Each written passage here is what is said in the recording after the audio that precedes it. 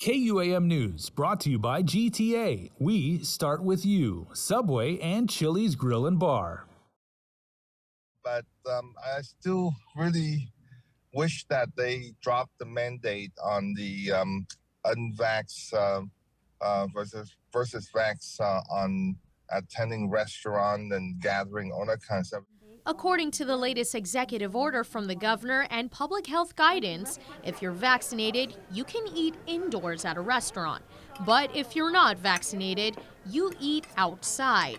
But if you have a social gathering at your house, up to 25 people, you can have both vaxxed and unvaxxed guests. In social gathering, there's no mask or no social distance.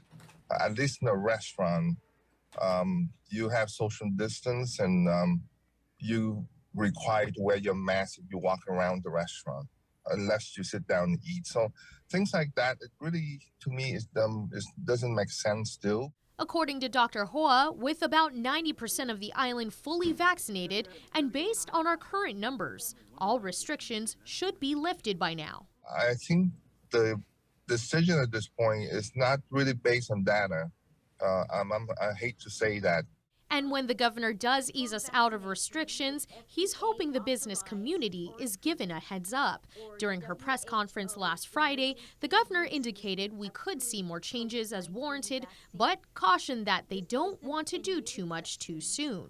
Right now, there's no goals set out there, no limits to put out there. So people kind of guess every day of what to do. Just like the restaurant right now, the outdoor, they put everything away. Now they have to spend a lot of money to put it back out again. It's very confusing and very costly for the business to operate and try to survive in this pandemic. Meanwhile, the former PAG chair says he's been inundated with questions about the new travel quarantine policy. To clear up the confusion, he puts it in more simpler terms. All foreign nationals arriving in the U.S., including Guam, must be fully vaccinated and must have a negative test results 3 days prior to arrival. As for U.S. citizens that are fully vaccinated, transiting through Japan or Hawaii, no test is needed.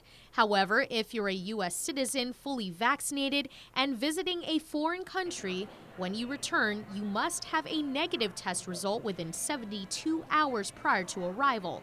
If you're not vaccinated, you must have a negative test within 24 hours before arrival.